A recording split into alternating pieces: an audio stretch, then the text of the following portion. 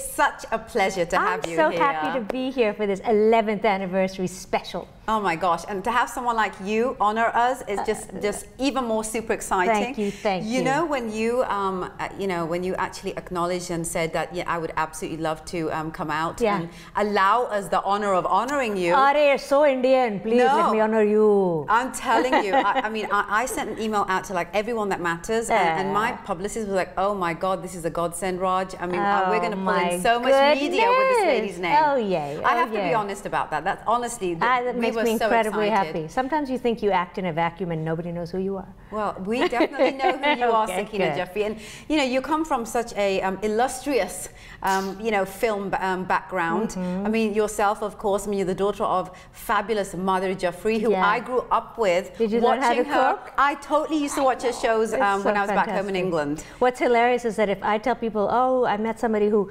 was cooking out of your book, she said, which book, which recipe? I was like, I have to go back to the person. What are you cooking? Oh, eggplant, and then I have to tell her. Oh my gosh! But you know, she was really a pioneer, as was your father. I know. Back in those days, I mean, nobody used to see people like us on television, and even during the time that they were on television, it was so much later before people like you and I started to be seen on TV. In fact, I was at a conference for South Asian journalists, and they were talking to Aasif Mandvi, and they were talking to me saying, "You're such a pioneer." I was like, "Oh no, no, no, no! We're not the pioneers. The pioneers were in the 50s and 60s. My parents and people like them who started it." So there've been some lovely stones that have been paved, but I've stepped on a couple of them to get to where I am, for sure. Absolutely, but in our eyes, people like yourself, Sakina, are pioneers. Because I mean, you know, how many people from our background can say that they have done as many things as you have? And when I'm talking about that, I'm talking about the massive career that you've had and are still having on television. You've been in so many blockbuster feature films that are commercial based, as well as this great portfolio of independent films. That's my favorite. My favorite is that I've worked, and I feel as if the important thing for me was to be in those early diaspora films. Masala, I did here with Krishna.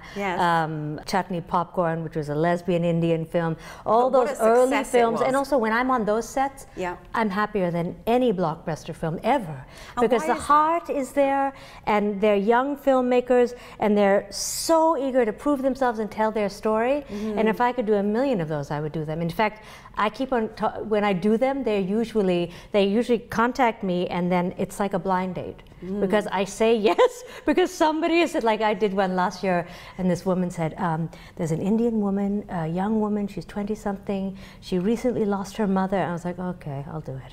I mean, I was like, what? She needs a mother figure, and then I helped her with the script, I helped her with directing, because my heart just goes out to these people, because they're so passionate about telling their stories. And you can go onto a blockbuster film, and the passion may be there, may not be there, especially the big blockbusters, you know? I mean, they're businesses, though. They're businesses, and where's the heart? And you want to be in every project where you can hear that pumping heart every day when you're on set. You feel it with the gaffer, you feel it with the focus puller, you feel it with everybody. You're always playing so many roles as people's moms. I know. And it was really funny, because when you did Breakaway, and you played Anupam Kher's, and Vinay Vermani's mom, and of course, you know, the fabulous Anupam Kher was your husband. Amazing. It was hilarious, because I was in the audience, and you know, all of a sudden you come out and you look glammed out and fabulous, and everyone the buzz was all about you. No. Because people were like, was that the mom? Oh my God, I love it. I love it. And you were vivacious. I definitely did. When I did Heroes, I played Sendel's mother, and I mean, it was just like 8 years ago or something. And when I went to the makeup trailer, the woman's like, girlfriend? I was like, no, mom. I'm playing the mom. She's like, oh, not the love interest. And I thought, I got to be the only person in America who goes to Hollywood to try to look older. All these women with their little Botox and their plastic surgery, and there I was like, okay, just put the lines here, and if you frizz my hair, and then.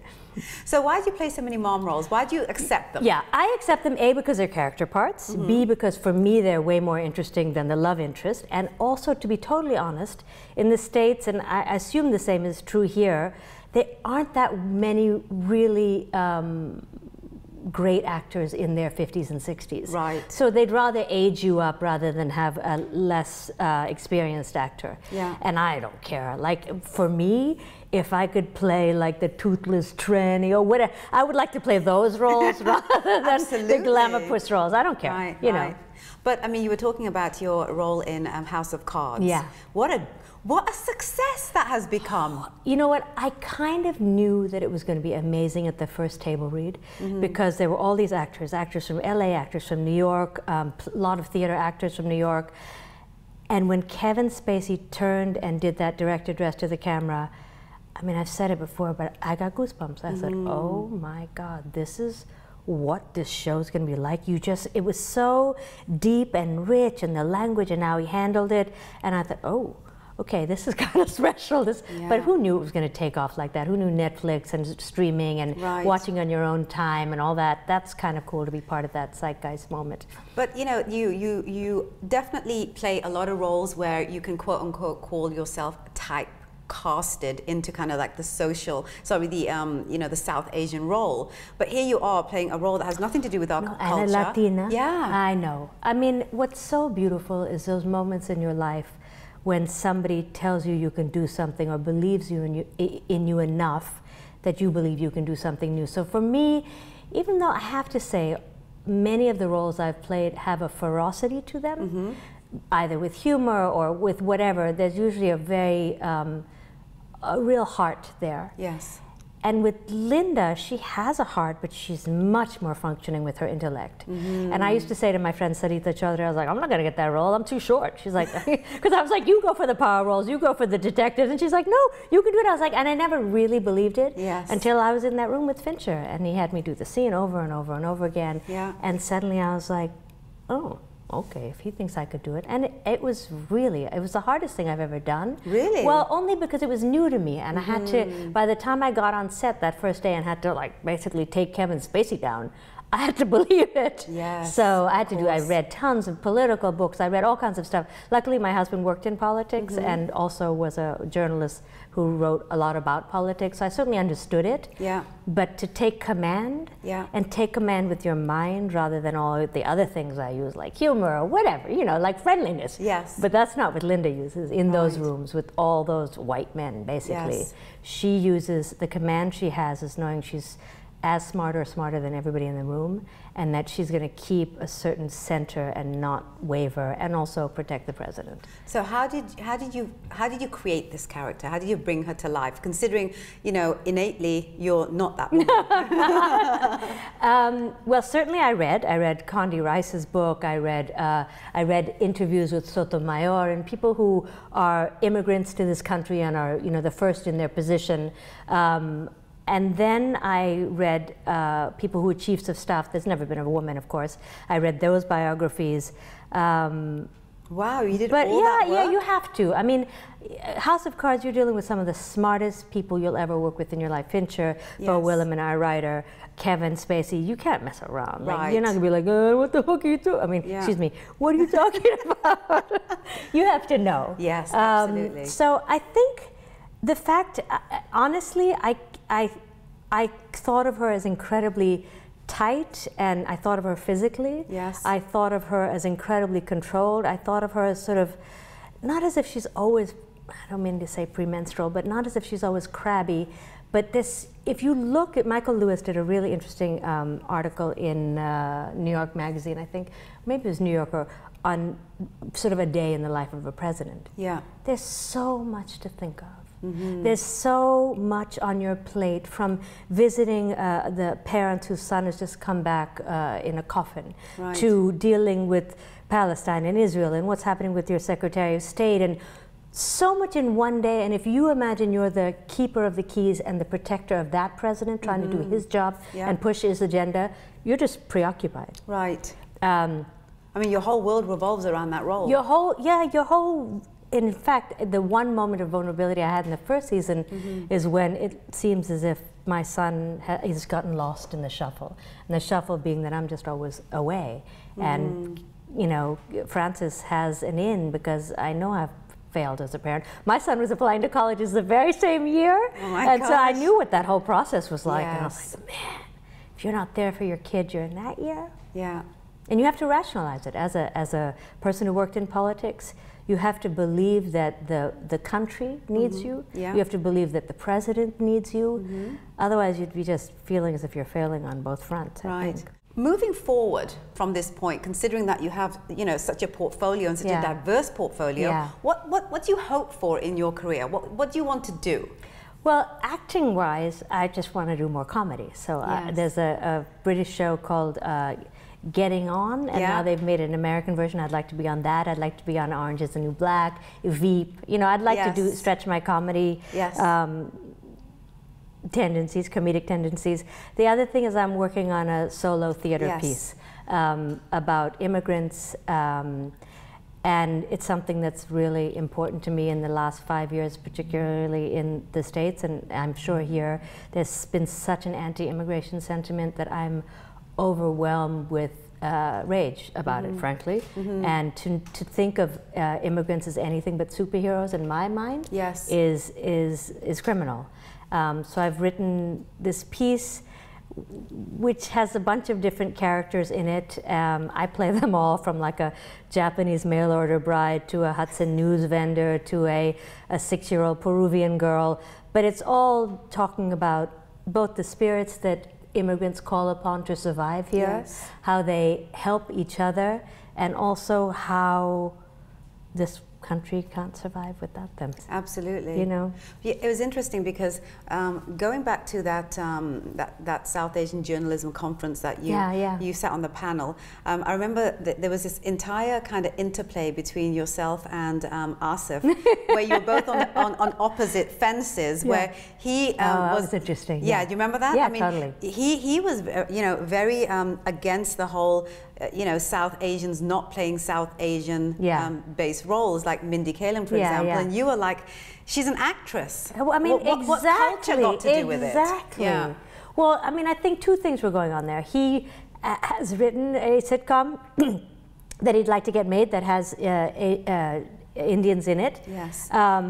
For me, I feel as if it's like when I saw My Beautiful Laundrette all those years ago. Oh, what an incredible film, right? Incredible. And what I loved is that the gayness of one character or two characters was one part of who they were. And that is, for me, an evolution. Yes. And in this country, to have your Indianness be one of the things that is who you are is wonderful. Yes. But for me to be playing a Latina now, for instance, I played everything until it became PC not to. But it's not as if you are giving, you know, blood to be matched with a certain genetic group. You're an actor. Right. You should play everything. By default. Right. Yeah. I never understand what the big drama and politics is about, you know, what people think you should and should not do. By default of being an actor or a creative being. I do understand. I do understand, because there's so few roles. Right. So if there was one chain of emails that I got from a bunch of actresses who were upset about the casting of somebody in Around the World in 80 Days. Okay. And they said that a woman who was cast in that was white, and she should have been Indian, and Indians weren't seen. And so there are two things. One is that, of course, Indians should be seen. It's an Indian role. Right. But then the producers can always say, we need a name. And they can say there's not a name big enough for that, you know. So there are things that people can do, but we all want to be seen for everything. But I think there's enough big names. Yeah, there are. But I do understand when, I mean, if you think, I was talking to a friend of mine, because based on that Sama conference, we all were trying to think, how can we get more Asians in these roles? Yes. And not necessarily playing Asians, but just roles that are interesting, that have arcs and storylines that are interesting. Right. And one of the things, a friend, this woman who's head of casting at ABC, who was there that day, she said, so what do we do? How can we? I said, we need the writers. The writers need to write the compelling stories. That's exactly so what you we said. need to tell the Indian parents, the Asian parents, let your kids go to writing school, because they can make money doing this. I mean, if that's what it takes with this community. But I think what a friend of mine who's Filipino said, he said, you know what it feels as if, like, the economics of film and television have changed so much that movie stars want to do television because that's where the money is. Absolutely. So he said what it feels as if is that Asians have gotten even farther down the list. So he said, you and I, we're on, you know, we are stars often in things, but then we just fall farther down. And I said, well, and then the Hispanics feel like they feel farther down, they're farther down, and the black, so we still are a small percentage of who acts on television, actually. Right. So I understand the difficulty that people have with it. But it's no different than any other industry out there. People make decisions, you know, oftentimes based on the economics of it, as opposed to... It's a business. Absolutely. It's a business. But the other thing is that what I said in that conference, in which, you know what, in the last year, pretty much twice a month, I get an email or a Facebook message of somebody I know or know vaguely or knew from 30 years ago asking me to help them find an agent or get back into the business. Wow. And I said, you know what, it's impossible now. It's so difficult. They want everybody to be under 25. I said, but create your own work. Yes. Just create your own work. Yes. Nobody, I think I may have said it in an interview I did with your magazine, but I truly believe that if you're not contributing to the artistic, to that circle, then you don't deserve to get anything back. Right, I so agree. Make something and get something back. Absolutely. Don't say, I'm waiting. When are they going to come to my door and give me this thing? Yeah. Nobody should. No, they shouldn't. No, they shouldn't. You have to work hard and you have to have a particular point of view. I mean, you can be an attractive, funny, talented actor, but what's your point of view? Like, what makes you different? Absolutely. What's your point of difference, right? Yeah, what's your point of difference? Yeah, because that's what matters. You know, it's funny you say that because 11 years ago, you know, when I got divorced and everything, and my son was like, you know, barely a year and a half old. At that point in my life, I thought to myself, you know, my son one day is going to grow up and he's going to look at his mom and he's going to think to himself, you know, like, so what does my mum stand for? Who is she? What has she meant to herself or to anyone beyond that? At that time, you know, I'd been a daughter, I'd been the wife, and I'd been a mother.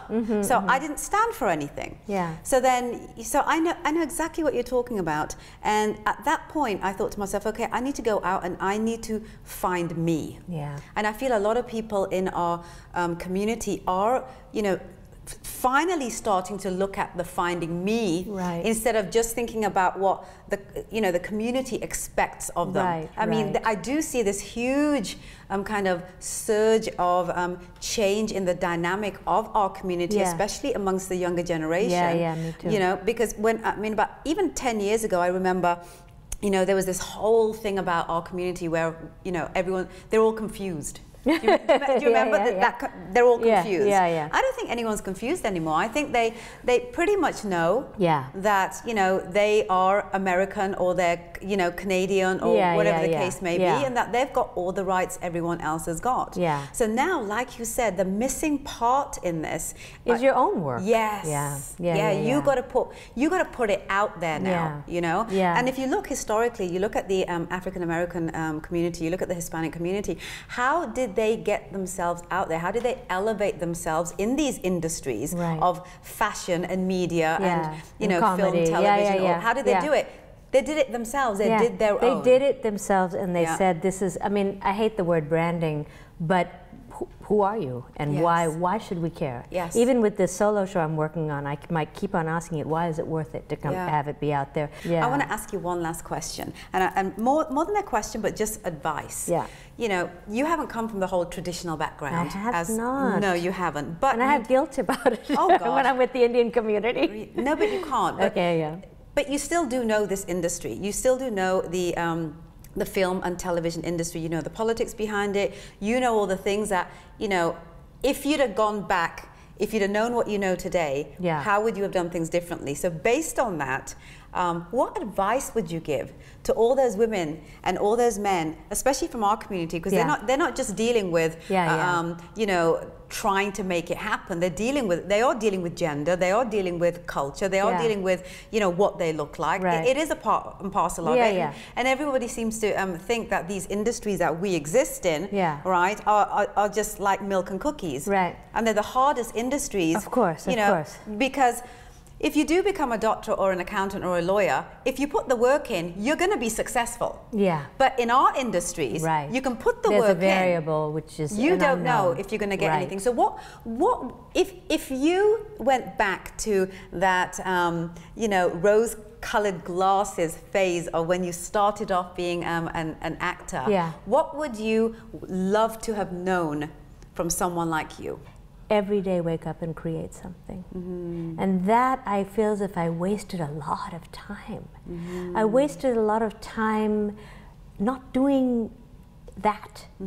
Because whether you're putting on a production or a workshop or making a video or something, if you do that every day, something is going to come. Not only are you going to get an answer to who you are, you also get the experience which you don't necessarily get waiting for a job. Because you can wait, and you can wait a month and nothing will come necessarily. Absolutely. But if you wake up every day and you write, or you do, or you create something, it does come back to you. Absolutely. And know who you are. Work every day, create something, know who you are.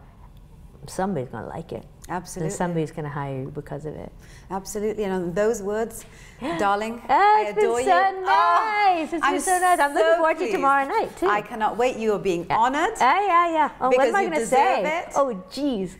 I'm sure you'll make some. I'm sure you'll make some fabulous stuff up. I hope so. But there's a lot of people excited to see you, my darling. Good. And you know, and I feel so welcome in Canada. It makes me really, really happy. Yeah. I'm so pleased. Thank you so much. Thank you.